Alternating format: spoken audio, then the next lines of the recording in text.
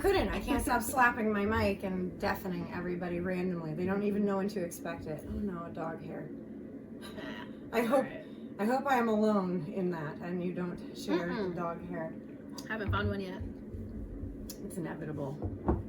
So, on the topic of like the responsibility too, or like giving yourself the ick, or my son and I were talking about this with songwriting, with lyrics, because he is a musician and he is writing his own lyrics and he is studying some of the greats. So cool. And one of the people he's really all about, he loved Queen, he went through a whole thing with Freddie Mercury, and like, wow, the musical talent, Prince, Kurt Cobain, Nirvana, and he loves the blues, he loves like all genres, the Pixies, the Sex Pistols, the Ramones, like he's taught himself guitar, he plays piano, and so he's writing these lyrics. So yeah, he is a powerhouse. I'm very proud, but I cannot take credit. I mean, I may have helped and guided, but this kid is raw talent. Both of them do.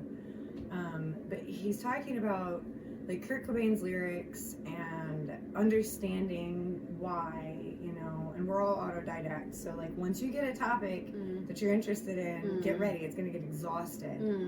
Every angle, every single corner of it. So, and I did find some fascination with Nirvana back in the day myself. I collected all the books and was like looking into, you know, his journals. Really? And, yeah, because I was just like, I was into grunge and I was. But if you're into grunge, you're into Nirvana. Period. Exactly. That's the rule. The flannels, the combat boots, and I was just fascinated by how he worked with his darkness, and like then once he had a child, he was a different person. But like those lyrics that he put out there, you know, my son was saying how when we were having that conversation, he was a different person. Like later interviews, it was like, oh, like he had a scope of what he delivered, like the power that we hold when we're on certain platforms and we're giving words or art, or mainly words though, like music and poetry, books, these things where it is very specific. Yes,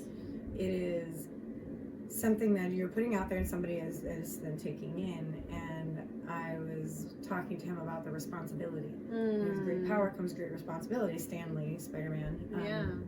And how there are artists, I imagine, certain bands that delivered, and I'm not gonna, I mean, there's like one song, what, Red Wine and Sleeping Pills Help Me Get Back to Your Arms. And I imagine what that might feel like after so much growth. 20 years down the road. Looking back at that, I mean, like how many moments was I complicit in? Right. You know, like what did I facilitate there with that? Yes. Without giving that any thought, really. And some people will unpack and live there. You will give something, and some people will use it as a rope to pull their way out like you did, because they will keep following what you're telling them. Right. Some people will get a snippet, they'll get a blurb, they'll get a moment, and that will mean everything to them. But once it's out of you... Yeah, that's that. People will do with it what they will. Yeah. And you've impacted the way you have. I told my son, I said, you have got to keep that in mind. The evolution that's happening in our species, we're not growing tails or wings. It's the evolution of human. I know. Hey, I think we're going to come back to that. Oh, okay. We have to use more than 15% of our brains for something. But that's the part that we don't see happening, is the evolution of human consciousness, where there's this. If you're just looking at it very specifically, it's hard to really see. But if you look at the trajectory, you know, in lyrics, in music, and some of these artists in their personal growth. Yeah. You know, like Dave Grohl was a drummer for Nirvana, so then he's the front man for Foo Fighters.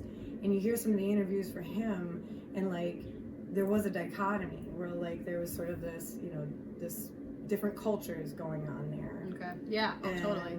You see the paths and like the choices and things, like the mentality, and what type of lyrics are being written and delivered, and message and empowerment, and that's a sticky slope that's hard to be on. Like I think that's where a lot of Kurt Cobain's anger came from. Maybe this is all just personal speculation, where like he just wanted to make music, he just wanted to create and do, and everybody, all these people, like we're talking about, we have to label everything because we're threat detectors. Right. It's to protect ourselves and those that we love. So we see something and we got to figure them out, and if we can't figure them out, we label them, or and he was just like, stop putting me in a box, stop taking me out of a box, stop, these are my words, but it just felt like to him, or it was just like, it became a joke. He had scorn and disdain and like disappointment because he couldn't just be, and he didn't even know if he wanted to just be, and he didn't even know what he was being. And he wow, what a mess. Do it, you know? And I just want to do the thing. Yeah. And to be judged or interpreted or, whatever. It's just like too much, and it became the pressures of being in the eye. Yes. And you're not prepared for that. And I think on many levels we go through that in our lives, where like, if we are going to share something, you starting your Instagram page where you are sharing your words and your art. I know for art, that was your process of starting to put your art out there and join shows and how we met and everything. Oh yeah. It was very much like mine. Okay. Where it was like, this started for me. It's like my journal. It's like my diary. Yes. But people want to see it. Right. And it could do good things. So, okay. Words are like, they're more specific. That's a little more sensitive. So, I can't wait to see your book. And I think... And ditto. Yes, thank you. You're I feel welcome. really, really excited that we both are not rushing them. Yeah. Like, mine is ready. I have a font issue. There's something... Dude, it's that silly little stuff that, like, I don't know anything about that. I write. It's done. There's 140 pages. Why does this page look different than that? Yes. They look the same font and the numbers and everything. So it's that technical stuff that will hold you back. But that's part of the process, whether we want it to be or not.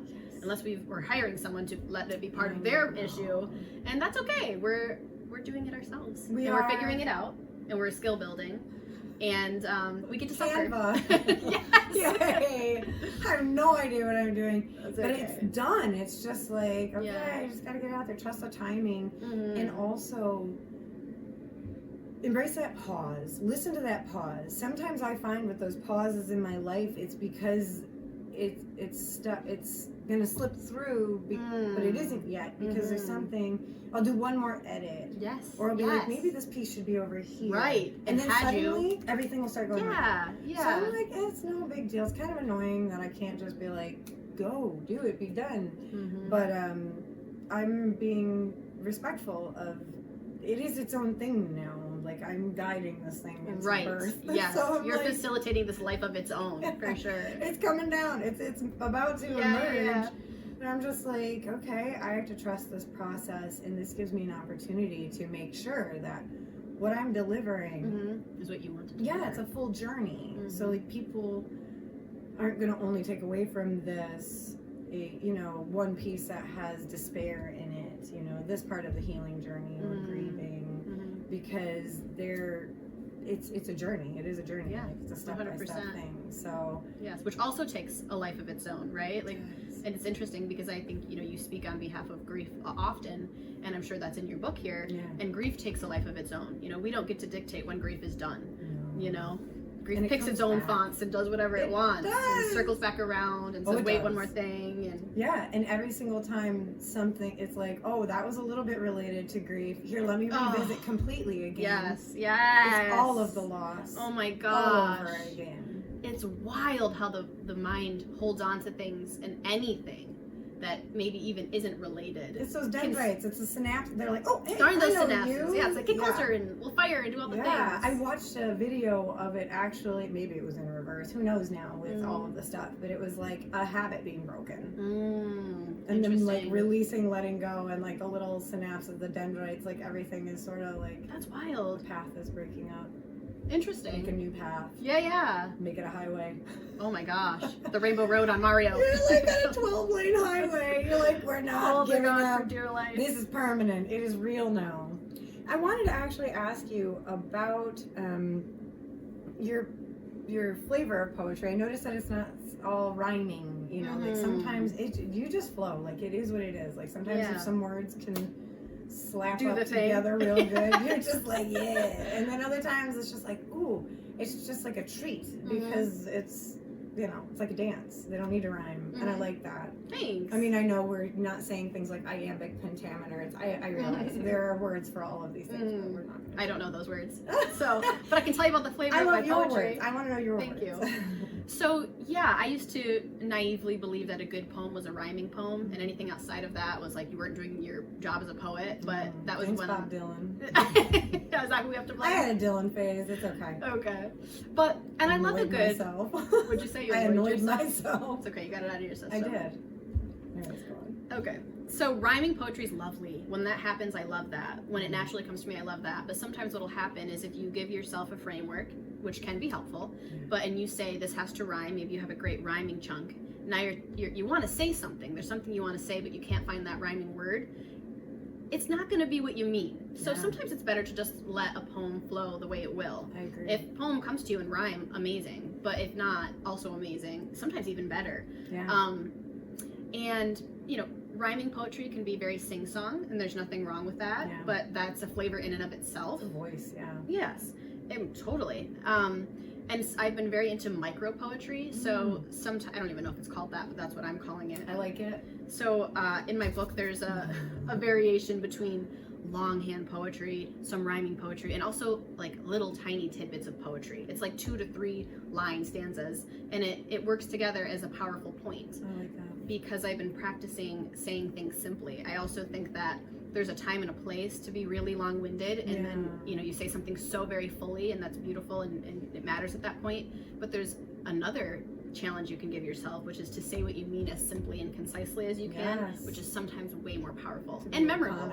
Yes, that's like a quote or an affirmation that you've created yourself. It's left ringing in the ears. Yes, It's like a simple statement can just sort of live there and echo. Yes, and that whole paragraph, you're like, I got the feeling. Yeah, you get the feeling. You get the feeling, exactly. And they have their uses. Like, totally. Everything under the heaven has a purpose. Yes. But what I wrote in my book, there's actually a whole section about the creative process, which is, I wrote it specifically as feel, cry, write, heal, repeat. Oh my gosh. And so those are your sections? Those are my sections. And it's not something I've created. It's something I've witnessed happen again and again, and wrote down, oh, this is what's happening. First I'm feeling, right? And then I'm having emoting. I'm expressing that via tears or whatever. Rage, you betcha. It's my favorite flavors. I write about rage in there. That's fire. Yes, elementally. For me, the rage, the fire. Which is cleansing. It can consume you, or it can fertilize the ground. It can make it ready for new growth. It can wipe you out, it can destroy, or it can help facilitate growth. And sometimes a bit of all of that. Yes, and I think that it's helped. Like, we've been taught to shun anger, rage, or like that part of our lives, that part of our feeling selves, and I think that that's a huge part of the emoting. It can be very cleansing. Totally. I've noticed that if I try to resist my feelings, what we resist persists. Yeah. No, the creative process, it involves everything you're feeling. You really don't get to reject them. It does. They'll come Even back. The space where there's nothing. Like, that was one numbness? Of the things in my air. Ooh. Where the element of air. Yes. Sort of the frenzy is sort of over, and it's almost like a vacuum. There's a nothing now. Like, did people forget? Did when somebody passes away, and you feel like you're the only one still left there? Yes. It's like an echo chamber. It just feels like air, nothingness, numbness, because you're also like, you kind of burned yourself out. You leaned into the comfort of being done with that, and you feel refreshed and renewed a little bit, but then that silence and stillness kind of stretches on then. Yes. And you have to then go to the next stage, which is sort of sometimes that's where water, I feel like, for me, comes in. Okay. You're afraid you're going to start, and you're not going to be able to stop. Oh, yes. It's just all out of control, flowing or over, it can drown you. Right. Or you can float. Learn to float downstream. Yes. Go with the flow. Just go. Just let go. Stop clenching. Get yourself a flamingo floaty and a bevy of your choosing. Yes. And hanging onto that root and being battered by the currents. And if you just let go, you're going to get out of that hole and be in the stillness. Right. And we will not sometimes understand that we are staying there. Right. And that's hard with the teenager, emotions. They can be so big, and sometimes he'll say to me, my amygdala is out front of my frontal lobes, like I'm like I'm a feeling impulsive being right now. Yeah. You know, and he'll even apologize, my team, and just be like, I can't brain this, you know. Ooh, I like it's that. Not catching up yet. Yeah. And I know adults that can't do that. So I mean, I know 100%. myself that can't do that some days. You know, it's a process. It is. Yeah, and you learn that over time. Yes, and I think the grieving is something we're not taught to shun, but like it can be private. Yes. But I feel like allowing ourselves to do it is the main thing, and the main ingredient. Yes, poetry, art, whatever it is, crying. 100%. You know, going and digging angrily in the dirt, or like whatever it is, however you've got. Could be like, anything. Yeah, and just let it happen. Let it happen.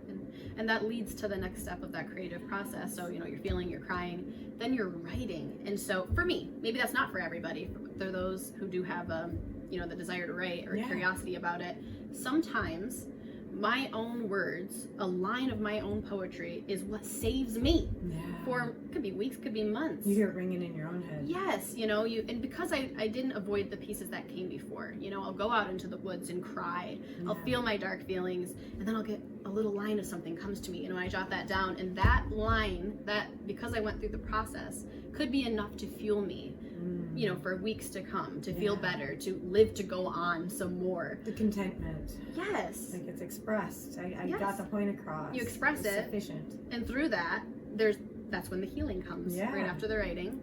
And the repeat is for the sake of, you know, rinse, wash, repeat, or wash, rinse, repeat. You keep up with these practices. We're expanding. We're always expanding. It's never done. Gonna revisit. You're going to revisit. There's going to be new layers of life, new layers of emotions and grief. And it's like any practice that you do to keep yourself well. You don't just do it once. You don't brush your teeth once a week or take a shower once a week. You know, you do these things repetitively. Exercised. Yeah, it's like mental hygiene. You're keeping up with it. It doesn't have to be something you force, but anything you make a part of your practice that's reasonable for you to keep up with is going to be more beneficial and more useful for you. Sometimes don't feel like it. Sometimes like to sit down and let the words come out. But do you then turn to maybe getting out the paints or sketching or something? Sometimes if you're like, and not feeling that word it out today. Sure. Yeah, I think honestly it's so funny when I think of creative processes between art and writing. They're two very different things for me because they just are. I'm not even sure how to articulate that. So the creative process that I've been speaking about is pretty much explicitly for writing. And when I can't deal with my feelings, instead of turning to art, paint, whatever, I'm more likely to just go out in nature and feel it out that way. And then words come to me out there. Grab a cup of tea and just go. Yes. Cry by a body of water. Yeah, all weather. So important. Too. You don't avoid weather. No, I don't. I like because life is weather. Yeah. You know what I mean? That's the creative process. Yes. We belong. We're having way too much fun with belongs. Words. Hey, man, like we're on this planet in this body. Then it's perfect. Then you got the job. Then you belong. Then you're here. Yes, you're doing the thing. You There's won nothing the more lottery. to do. Yeah, no, feel it doesn't the feels. feel like that sometimes. Like some people are like, I don't feel like I won the lottery because I'm on this planet. Like look around you. How can you feel like we won the lottery? Right, and there's no denying. Like there's no like. I know our intent is not to be insensitive to those things. It's about their worth. Like I want people to understand that. Like if you are here, then you did it. You got the job. Like that's enough. Yes. That's enough for today. That might even be enough for today and tomorrow. Just sit with that and breathe and leave yourself alone. We get in our own way more than anything else. Totally. And sometimes just go out in nature. Yeah. And just remember that all of this will go on. It will go on without you too. Yes, it will. Like, you don't have that much responsibility. Like, right. Just let it alone. Not nearly as much as you think. Yeah, you don't want to be that guy. You don't want to be that girl. Like that's just puppet master. Like you got all of the. We can see this thread. You know, I feel like human beings were like, this doesn't look like the rest. Everybody look around, and we're not wrong. Whereas like creation, you know, you zoom out. It's a whole tapestry. We got like a piece of the thread, and like right. Like we're really stressing about our part thread. Of the picture. It makes sense. Like that belongs. Yes, it belongs. Does. It might not make sense to you right this second. Right. And that reverse side of the embroidery. You know what that looks like. It's often tangled and messy. Yes. And that's just the way it is. It is. There's two sides to everything. Yeah, if it doesn't have both. Yes. And even more than both and even more than two sides. There's so much many-sidedness. That sounds wrong. We're just going to copyright everything. Anywho. I love it. I want to hear who you brought and your own pieces. So. Oh, okay. Yes. So who? I know I already saw Mary. Oh, Oliver. for who I brought for poetry, Mary Oliver. Do you want to do you or do you want to do Mary? Let's first? do Mary. Okay. Let's just get her out of the way so we can talk about myself. Yeah. That's a total joke. The crown is on. I'm messing around. I love Mary Oliver. Put her crown on too. Yes, absolutely. And my Aunt Laura, God bless her, she also loves Mary Oliver, and she gifted this to me for Christmas and then kind of footnoted some of her favorites. I love gifts Isn't like that beautiful? That is love.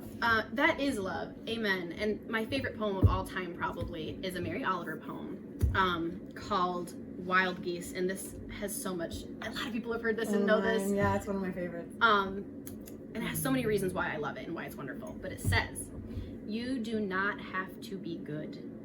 You do not have to walk on your knees for 100 miles through the desert, repenting. You only have to let the soft animal of your body love what it loves. Tell me about despair, yours, and I will tell you mine. Meanwhile, the world goes on. Meanwhile, the sun and the clear pebbles of the rain are moving across the landscapes, over the prairies and the deep trees, the mountains and the rivers. Meanwhile, the wild geese, high in the clean blue air, are heading home again. Whoever you are, no matter how lonely, the world offers itself to your imagination, calls to you like the wild geese, harsh and exciting, over and over, announcing your place in the family of things." I'm really tempted to say amen at the end of that. Amen. Oh, that is so true. The family of things, the belongingness. The tapestry, you know? And just like you said, if you showed up, if you're here, you're alive, good enough, you did your job. Yes. I mean, this is what it's saying, everything we're talking about. You don't have to bleed out. You don't have to be perfect. Yes, yes. You just have to be. You just have to exist. And you I love deserve it by virtue of existing. breathing. Period. Yeah. Yes, you're alive. You're alive. Sorry, I'm so excited I can't even say my words.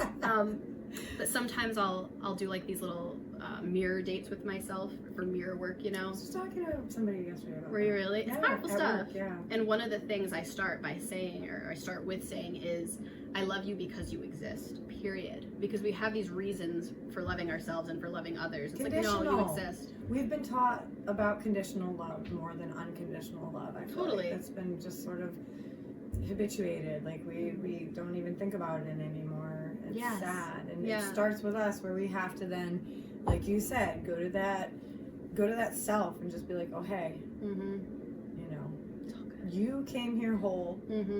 What we are literally created of. I was telling the same person yesterday that this conversation was coming up. It was like, the energy, like what animates us, it's pure. Yes. It's clean and pure and fine, and then like life smears things, we rub up against things, we fall down, we get coated in stuff. We gather other people's we carry things with us that we don't need to. We like put them on as like hats. We're like, oh my gosh, buried. Written poems about that. Under all of it. Too many hats. Take off some hats. Relax. No hats. No like, hats. Nothing. Let the wind hit your scalp. Yes, just be who you are. Just be. Yes. So, but yeah, I think that is very, very powerful. It's an allowance. It's just like permission. Permission to be. You do not have to be good. Yeah. I mean, I can't say it better than, you know, Mary Oliver said it here, and there's so many ways to dissect this, but let the soft animal of your body love what it loves. That's all we are. We're soft animals. Go out and love what you love. You know just enough to not know enough. Woo, well said. And despair, because we all have that. If you look for a life untouched by tragedy or despair, you will not find it. Yeah. So then you're just going to create more of it, because you're creating that paradox. Like if you're always running from despair, then despair will always be chasing you. Yes. Whatever you are trying to escape, you make your life about that. You do. You magnetize it right to you. It's wild. You're just putting that out there. You're like, here's my coherent Wi-Fi signal. Yes. Trauma. Yes. And on a very small scale version of that, spiders for me. So when I first moved into my apartment, there was a spider situation. It took a turn. It did. Now we are talking about spiders. But okay, so hear me out, and I'll make it real quick so we can talk about other things. But I love them too. They belong as well. They do. last year, I didn't think they did. They were in my car, they were in my apartment, they were everywhere. Grandmother spider, she has messages. She does, and I pulled it from my oracle. The and web you weave. I know, and it's cool. But anyways, okay, that all went to rest because of winter. Got a little break, forgot what what we're coming into is spring, which is spider season. Spiders all over again.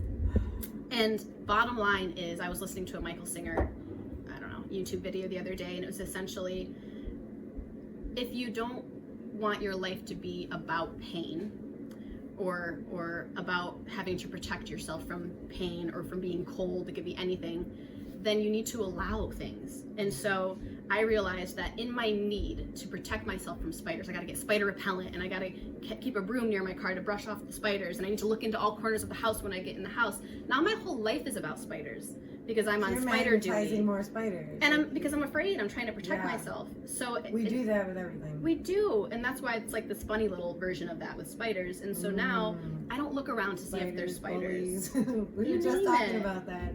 You can draw anything to yourself if you become obsessed with it enough. Yes, and in the case of spiders, it's there regardless. Yeah. So my choice is to fight really hard against what is so. What is so is spiders. Or just accept that they're spiders and go on with my life. Focus on building something new, building something, yes. building something instead of changing, attacking, fixing. Yes, something. yes. That we are inclined to do that though because we want How to we're make wired. it safe. Yeah, Totally. We want to be safe. We want to save others. We have to. Us, them. That's what we do. Self, others. Yep. But that's stopping. Like we're figuring out we can't, war our way to peace. We can't fight spiders till we are, I don't know. You can't spider-proof yourself. No. Like spiders don't give a crap. They have the audacity. They will do what they want. They will be where they want, in your bed. They don't care. In your shower, while you're bathing. Bite your arm. Yes, they will.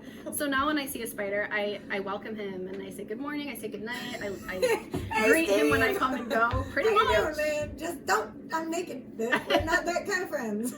There was a spider in my bath the other day. Just floating by. Yeah, I was like, Did what's you that under rescue the him? bubbles? Oh no! He was too late. Oh. It was too late. See, let it be a lesson, friends. Yes, tell your friends. This is too close. Yeah. That is the line. You stay up there, then we can bathe together. Mm-hmm. If you must. I try to give them boundaries. I let them know, don't come in the bathroom, don't do this. They don't care. They do not. No. They're like, what are you cooking? Mm-hmm. You're like nothing anymore because you got friends in there.